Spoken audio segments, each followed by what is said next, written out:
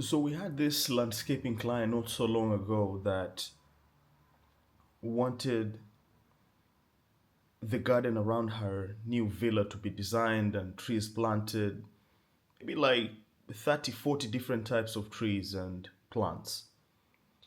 And we were excited because it was going to be one of the first such big projects that we were going to have. And so we gave it everything we could. But it turns out that the client didn't know exactly what she wanted, or she didn't know enough about plants. And so the landscaping specialist I work with started getting frustrated because she was giving us the runaround. We had to maybe change her quotation like 7 times. I have 7 different versions of the same thing because of how frequently she was changing her mind. So it got to a point where we were talking with them, and the specialist was visibly irritated. He was snapping and he was being very uncooperative in that situation. And I thought, looking at it from my point of view, I thought it was ego driven. I thought it was about pride, because I thought there was easier and better ways to end relationships like this that don't go how you think they would go, right? And so I ended up getting in the center of everything and trying to smooth things out and trying to keep the peace. And eventually we got the contract, right? But just before we got the contract, we were in the car with this guy one day, the specialist, and he said something that the more I sat with, the more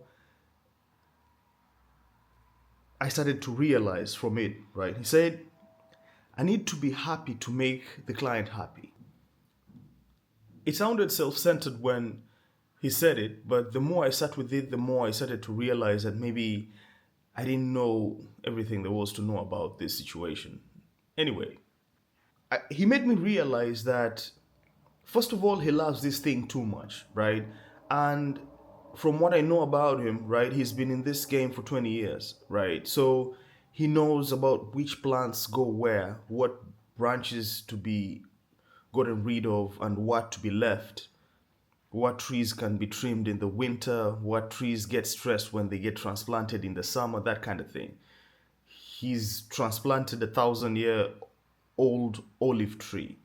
I don't even know, I didn't even know that olive trees could live for that long. Anyway, so he loves his craft, right? Now, what was happening in this situation, I came later to realize after thinking about it, was that imagine he's a master at this thing, and then he's getting challenged and questioned because a client is not satisfied with what she's going to get. Now, the guy loved this thing clearly, right? The lady also wanted to get a good outcome because she does love plants in her own way. So I kept wondering why they could not find a middle ground. I realized something that had nothing to do with landscaping from that scenario, and that was, it's not enough to be good at something. It's not enough to be a master at something if you can't articulate it, if you can't be understood. Because think about it, right? If you're a parent, right, and imagine, let's imagine for the sake of argument, you're better at life than your kid, right?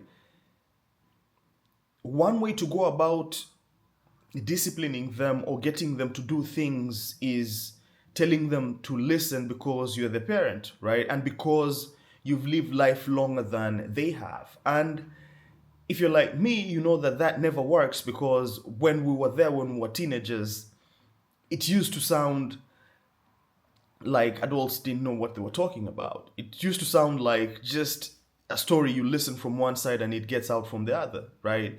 Now, the other way could be trying to actually get to their level, right? And trying to talk to them in a language that they can understand, because how much you've lived, how much you've experienced, they haven't experienced the same. And so maybe they can't understand objective expertise, if I could use that word.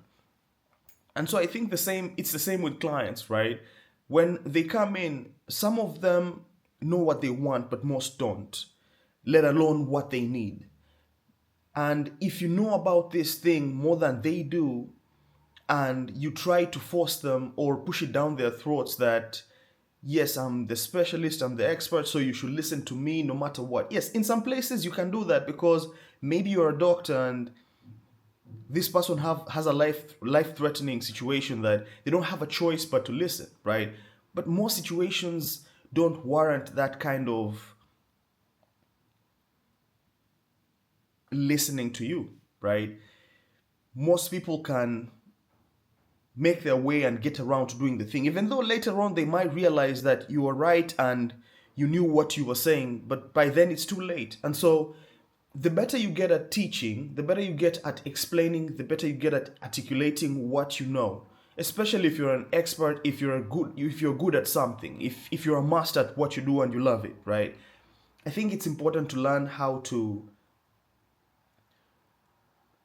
get other people to understand, to get other people to buy into your ideas, to be convincing. Because you're not going to be of service to anyone if you know this thing very well, but you can't get anyone to trust you enough to decide to follow your lead. If you can't get anyone to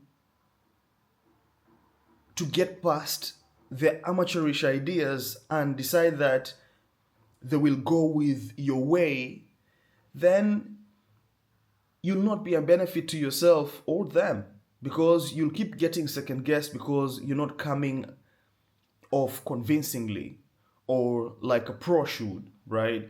And they will not get the benefit of your knowledge because they keep pushing back. And so, yeah, think about that.